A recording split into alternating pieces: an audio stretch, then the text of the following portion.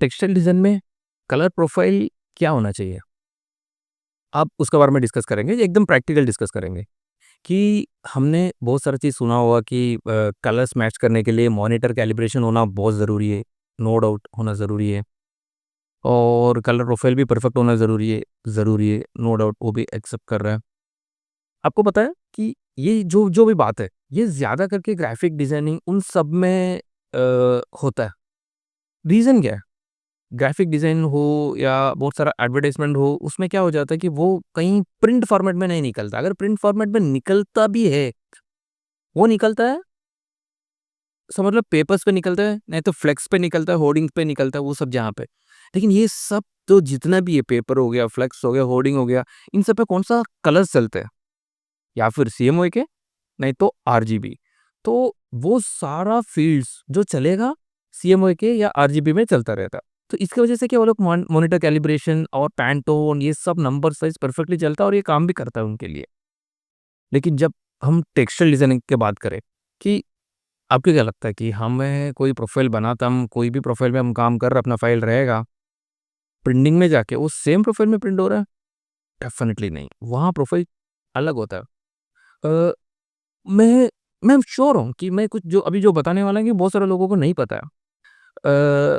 पता है कि जब कोई भी डिजिटल टेक्सटाइल मशीन पे जब प्रोफ़ाइल बनता है, मशीन पे जब प्रोफ़ाइल बनता है जो डिज़ाइन प्रिंट होने वाला है, उसकी प्रोफ़ाइल अलग होता है। उसको आरजीबी, सीएमवाई के इतना लंबा लेना-देना है ही नहीं। वो एलिमेंट्स रहता है लेकिन उसकी प्रोफ़ाइल टोटली अलग है।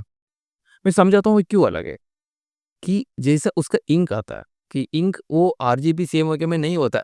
आरजीबी सीएमवाई में भी होता है, लेकिन वो अलग है, वो अलग तरीके से काम करेगा। लेकिन मोस्ट ऑफ द डिज़ाइनिंग में, मोस्ट ऑफ द मशीन में यही होता है कि कलर्स 8 कलर, 9 कलर, 12 कलर तक भी जाता है। उसमें कैसे बताते हैं कि सीएमवाई के यानी सियान, मैजेंटा, येलो, ब्लैक, वो orange, RGB, red, green, blue उसमें बहुत सारा कलर्स रहता है। कोई-कोई मशीन पे तो ग्रे अलग से रहता है, ब्लैक भी अलग से रहता है, ग्रे भी अलग से रहता है।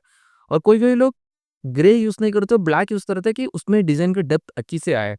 तो यहाँ हर कंपनी के पैरामीटर चेंज होते रहता है, क्योंकि फैब्रिक का ऑब्जर्वेशन अलग है, फैब्रिक अलग ऑब्जर्व करता है, वो अलग-अलग तरह का क्वालिटी का फैब्रिक, अलग-अलग इंक ऑब्जर्व करता है, अलग-अलग केमिकल को ऑब्जर्व करता है, उस सबको माइंड में रखते हुए इसमें प्रोफाइल बनता है।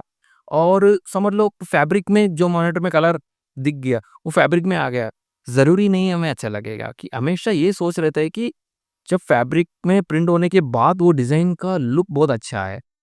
कुछ पर्टिकुलर कलर्स जैसे कि येलो हो गया, रेड हो गया, ब्लू हो गया, ये सब कलर्स हमेशा फैब्रिक में प्रिंट होके थोड़ा ब्राइट आएगा तो ज़्यादा अच्छा लगता है कि कोई भी डिज़ाइन में। कुछ कलर्स ऐसे हैं कि जैसे पर्पल हो गया, ब्लू हो गया, सियान हो गया, ये सारा कलर्स हमेशा प्रिंटिंग में आने के लिए बहुत मुश्किल रहता है। तो आप ये एक पैरामीटर हो गया और दूसरा पैरामीटर कि जब आपने प्रिंट कर दिया, कोई भी डिज़ाइन को प्रिंट कर दिया और वो एज़र, वॉशिंग वो सारा प्रोसेस में ज़रा-सा भी वॉशिंग में पानी का टेम्परेचर हाई हो गया, कलर चेंज। कलर चेंज या अप होगा नहीं तो डाउन होगा। केमिकल में थोड़ा भी चेंजेस हो गया, अगेन कलर अप और डाउन। स्टीमिंग का जो है कैपेसिटी वो अप डाउन हो गया, तभी भी कलर चेंज। तो बोलने का मतलब है कि टेक्सटाइल डिज़ाइन में ये कलर चेंजिंग का जो है, जो प्रोफाइलिंग का है वो एक एक पे निर्भर नहीं होता, ये हमेशा चेंजेस होते रहता है। और जब मशीन पे प्रोफाइल बनता है वो अलग ही बनता है।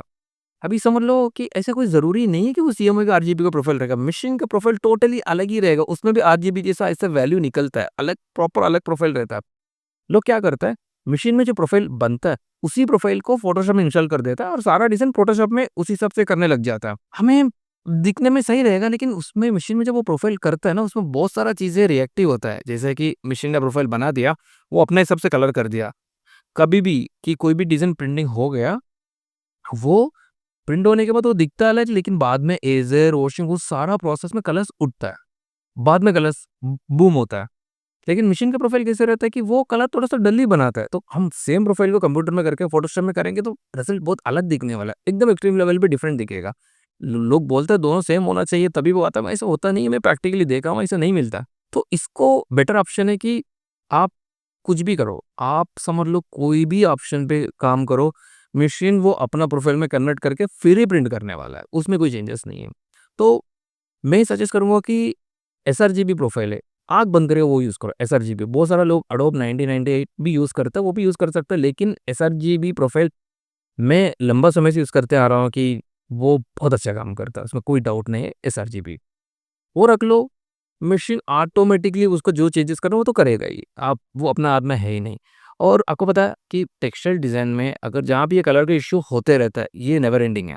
क्योंकि फैब्रिक में हमेशा कहीं न कहीं इश्यूज़ हो जाता है। टेम्परेचर हो गया, कहीं केमिकल हो गया, क्लाइमेट आपको पता है बारिश जब होता है तभी भी कलर में फ़र्क आ जाता है। तो ये सारा चीज़ आप काम करते-करते सीखेंगे। लेकिन ओवरऑल एक कॉमन चीज़ आपको माइंड में रखना है कि प्रोफ़ाइल ले लो आरजीबी और आप एंड से ध्यान रखो कि मुझे एंड में क्या कलर चाहिए। कि समझ लो कोई भी डिज़ाइन है, आप डिज़ाइन में एक एलिमेंट को पकड़ के चलो कि बेस, हमेशा बेस पकड़ो। कि एक डिज़ाइन है, उसका बेस कलर कौन-सा है? रेड, ब्लू, येलो जो भी उस बेस कलर पकड़ो, वो बेस कलर परफेक्ट आए इस चीज़ का ध्यान रखो।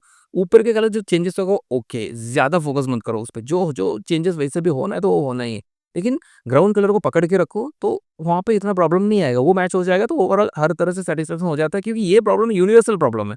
ऐसे नहीं कि एक जन फेस कर रहा है, ये सब जन फेस करते हैं प्रॉब्लम, लेकिन कोई बताता नहीं है कि हम ये प्रॉब्लम फेस कर रहे हैं। 100% सबके पास ये प्रॉब्लम है, लेकिन उसका सॉल्यूशन स्मार्टली निकालना है।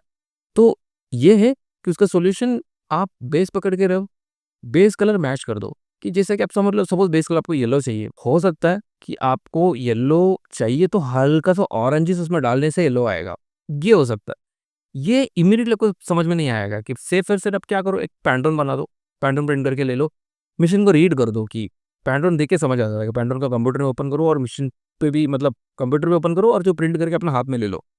कंपैरिज़न करो कि मतलब कौन-सा कलर मेरा देने से कौन-सा कलर आ रहा है। 1, 2, 3 बार आप करने से ऑटोमेटिकली आपको रजिस्टर हो जाएगा। ठीक है, ये मेरा मशीन है, ये मेरा प्रोफ़ाइल है, मैं ये कलर दूँ तो ये कलर आ जाएगा। हमेशा कि क्लाइंट को जो डिज़ाइन भेजोगे, जो आ गया प्रिंटिंग में जाने से पहले आप ये स्टडी ज़रूर करना कि क्लाइंट ने मॉनिटर में ये देखा, उसको ये फैब्रिक में लगेगा तो मेरे को कौन-सा कलर दूँ तो ये आएगा। तो पैटर्न को अगर मैच कर लो, सिर्फ़ ग्राउंड पकड़ के मैच करो, काम पूरा हो जाएगा। वो फ़र्क ही नहीं पड़ेगा, वो एसआरजीबी, आरजीबी जो कुछ भी यूज़ करो, एसआरजीबी यूज़ करो, लेकिन उससे फ़र्क नहीं पड़ेगा क्योंकि मशीन जब फाइल वहाँ मशीन पे गया, वो ऑटोमेटिकली अपना प्रोफ़ाइल में तो चेंज करके फिर प्रिंट करने वाला है। तो ये एकदम सेफ़र रहेगा, पैंटून मैच कर लो, हमेशा वो रीडिंग रखो। ये पैंटून हमेशा इतना लंबा चेंजेस नहीं होने वाला है, 2-3 बार कर दो तो क्लियर ऑटोमेटिकली समझ आ जाएगा कि ये पैटर्न मेरा, ये मशीन, ये कैलिबर है, इस हिसाब से मुझे ये कलर देना है, तो एंड रिज़ल्ट ये आएगा। मेरा प्रैक्टिकल एक्सपीरियंस में बता दिया, मैं इस तरह से काम कर रहा हूँ, तो मैं सक्सेसफुली काम कर रहा हूँ, मुझे इसमें कोई प्रॉब्लम नहीं आया। हाँ, प्रॉब्लम जो बेसिक प्रॉब्लम वो आना ही है, कलर चेंज होगा, लेकिन जो भी है स्टिल आप मैंने ये जो पैरामीटर बताया, ये सारा पैरामीटर आप फॉलो करेंगे तो भी आप सक्सेसफुल हो जाएँगे, प्रॉब्लम नहीं होएगा कि मेरे ख्याल से सब कुछ सही चलेगा।